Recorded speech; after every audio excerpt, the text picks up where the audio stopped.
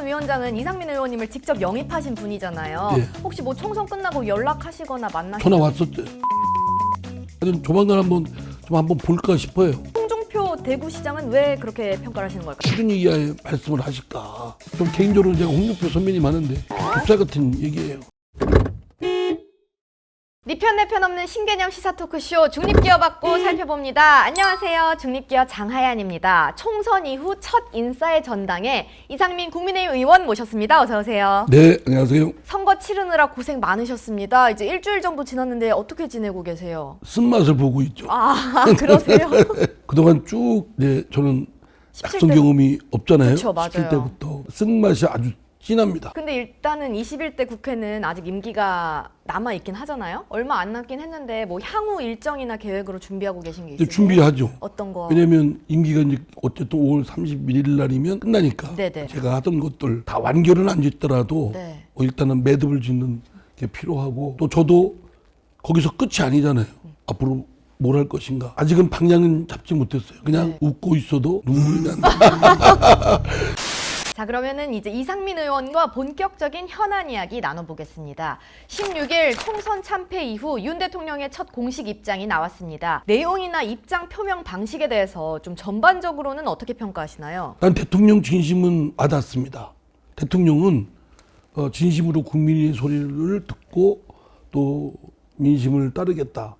이것이 뭐 그냥 허언으로 한 얘기는 아닐 거라고 생각합니다. 근데 그 말씀은 지난 강서구청장 대표 때도 하신 말씀이에요. 그러면 그 모습을 진정하게 보이고 국정에 고스란히 반영이 돼야죠. 근데 그러지를 않았거든요. 네. 그 강서구청의 대표가 이번 총선에서는 전국적 상황이 돼버렸죠. 이번에 대통령께서 민심을 경청하겠다, 경청 국무위원들한테 해야 된다라고 하지만 대통령 본인이 지금 민심을 경청하고 민심에 무릎 꿇는 자세가 필요합니다. 야당, 반대파한테 무릎을 꿇으라는 말씀이 아니라 국민의 뜻에 무릎을 꿇어라. 그거는 대중민주주의 사회에서는 국민 앞에 또 민심 앞에 무릎을 꿇는 건 부끄러운 일이 아닙니다. 그렇죠. 당연한 일입니다. 당연한 일이죠. 그런데 실제로 저부터 방송에서 말씀하시는 그 내용들이 별로 와닿지가 않았어요. 예를 들어서 어떤 정책이 뭐가 미흡했다. 이거는 뭐 소통이 부족했다. 그럼 소통을 하셔야죠. 소통이 부족했고 경청이 부족했다 그러면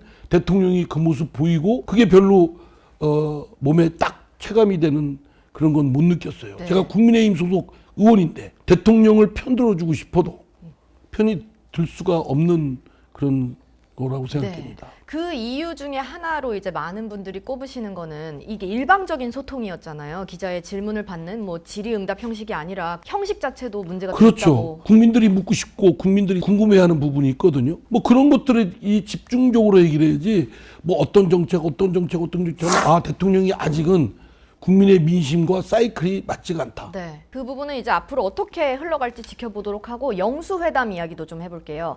불통에 대한 평가에 대해서 대통령실은 소통, 야당과의 협치를 위해서 이재명 대표와의 영수회담 가능성도 일단은 열어놨는데요.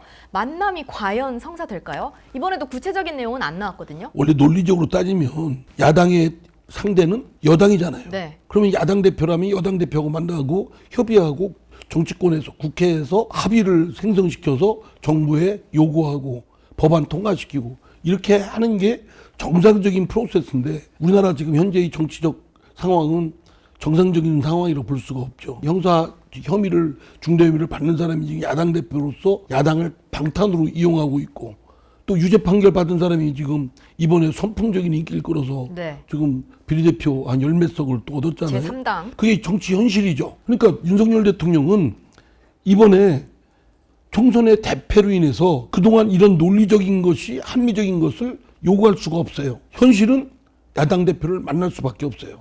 이재명 대표도 만나야 되고 조국 대표도 만나야 됩니다. 비정상이지만 논리적으로 불합리한 상황을 감내할 수밖에 없는 건 윤석열 대통령이 자초했어요. 근데 이번에는 그러면 진짜로 만날 거라고 보세요? 만나자고 싶어 하니까 나는 만나야 된다고 봅니다. 그리고 윤석열 대통령은 이런 상황이 굉장히 본인이 생각했던 불합리하고 비논리적이고 이잖아요. 그러나 정치 현실은 그렇게 되지 않았잖아요. 이재명 득세하고 조국 득세하고 추미애 뭐 득세하고 뭐 이러니까 그리고 이재명 사당이라고 했던 그 세력이 지금 이번에 총선에서 압승했고 할 말이 없죠. 그게 불합리하고 뒤에서 궁시렁거릴 망정 어쩔 수 없습니다. 자, 어쨌든 성적표는 나왔고 앞으로가 중요할 것 같아요. 인선 관련해서 17일자 언론 보도 보면 총리로 박영선 전 장관, 비서실장에 양정철 전 민주연구원장, 정무특임수석에 김종민 새로운 미래대표가 거론됐다고 합니다. 야권 인사들을 기용하는 방안 자체만 놓고 보면 좀 괜찮은 것 같기도 한데 이게 뭐 실현 가능성이 있다고 보시는지 어떻게 저는 평가하세요? 그게 민주당이나 조국신당이 반응 분명히 좋은 반응이 안 나왔을 거예요. 더불어민주당은 이재명 당이에요. 이재명 대표가 추천하는 인물이 아니면 이제 박수 보낼 일이 없죠. 조국신당도 마찬가지고. 그런데 갑자기 특정 인물들을 이렇게 뭐 야권에 그전에 있었다고 해서 그분들이 대표성을 갖고 있는 분들도 아니고 그냥 전에 야권에 있었던 인물들이다. 이러면 뭐가 헝클어진 느낌이죠. 아, 이거는 이번 총선을 보니까 대통령 혼자 끌고 가기에는 어렵다. 국정을 원만하게 해서는 나눠줄 수밖에 없다. 그럼 연합정권. 뭐 그런 지혜를 이재명과 조국과 타협이 된다든지. 일단 만나서 얘기를 해야 예. 된다. 그게 안 되면 누구 인물이 거론하는 게 우습죠. 아니면 민심을 따르도록 할 수 있는 인물을 채용해야 되겠죠. 네, 어쨌든 지금 언급된 뭐 박영선 전 장관이나 이런 분들은 아닐 거라는 말씀이시죠? 제가 볼 때는 이재명 대표가만 추천을 한다면 또 모르죠. 아, 그걸 이재명 대표가 추천한 분을 그 윤석열 대통령이 수용했다. 네. 그러면 그건 이제 연합정권으로 가는 건데 제가 볼 땐 그게 별로 그렇게 바람직스럽죠. 그리고 이재명 대표 입장에서 하겠습니까? 자기가 대통령 되고 싶어 하는 사람인데. 그럼 이번에는 국민의힘 내부 이야기로 넘어가 보겠습니다. 차기 국민의힘 당대표로 유승민 전 의원이 가장 적합하다라는 조사가 있었습니다. 당내 분위기는 좀 어때요? 당내에 이제 극단적으로 좋아하는 사람, 싫어하는 사람이 있는 것 같아요. 호불호가 있는 분이다. 그게 좀 극단적이에요. 유승민 대표도 노력을 좀 해야죠. 나를 좋아하는 사람도 있지만 더 중요한 건 나를 싫어하는 사람들.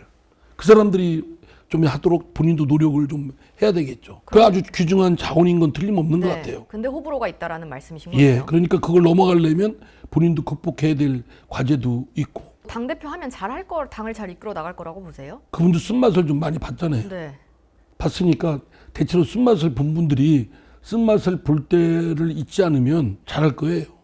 상식적으로만 하면 되죠. 국민적 기준에 맞게 요거는 국민이 싫어하는 건 하지 말고 국민이 좋아하는 것만 하고 불편해하는 거 하지 말고. 그럼 한동훈 전 위원장 질문을 드려보겠습니다. 한동훈 전 위원장은 이상민 의원님을 직접 영입하신 분이잖아요. 네. 혹시 뭐 총선 끝나고 연락하시거나 만나시거나 전화 왔었어요. 뭐라고 하셨어요? 열심히 하셨는데. 그래서 저 위원장께서 더 열심히 하셨죠. 노고가 많았는데 고생 많으셨는데 참 그러시다. 하여튼 조만간 한번 볼까 싶어요. 그 이번에 전당대회를 하면 새 대표에 나오려고 뭐 한다라는 말도 있죠. 예, 근데 제가 볼 때는 한동훈 비대위원장의 생각은 아닌 것 같고 뭐 주위에서 나오는 얘기인지는 모르겠는데 그건 너무 조급해요. 그럼 이재명하고 똑같아지는 거죠. 어떤 선거든 정치인은 결과 책임입니다. 이번 총선에 진두지휘했던 비대위원장이었어요. 책임이 있죠. 그리고 저도 후보자로서 책임이 있고 네.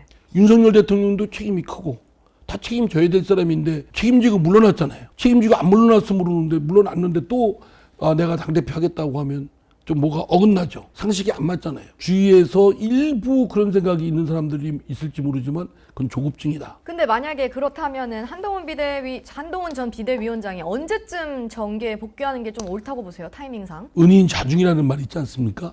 지금은 큰 책임이 있다라고 본인이 생각하고 지금은 날개를 펼칠 때가 아니라고 봐요. 날개가 상처를 많이 입었어요. 그럼 날르려고 하면 힘이 있겠습니까? 날개도 치료하고 또 힘도 체력도 보강하고 저 주위 사람의 우군도 많이 만들고 같이 나를 사람들도 모아야 되지 않겠습니까? 이심전심. 네. 그러려면 시간이 필요하죠. 자, 근데 그런가 하면은 이제 홍준표 대구시장의 발언이 연일 논란이 되고 있습니다. 총선 패배 책임이 한 전 위원장에게 있다라는 건데 홍준표 대구시장은 왜 그렇게 평가를 하시는 걸까요? 좀 심하게 말하면 수준 이하의 말씀을 하실까. 한동훈 위원장은 국민의힘에 필요해서 오신 분 아니에요. 정치로 따져보니까 다른 인물 내세우는 것보다는 특히 수도권에 인기가 있고 젊은 분들한테 그래도 내세울 인물이고 그래서 내세웠던 인물 아니에요? 이용했잖아요. 근데 그분한테 그냥 선거에 졌다고 해서 물론 책임이 있죠. 그런데 한동훈 위원장한테만 책임을 떠넘기는 건 그건 좀 적절치 않다.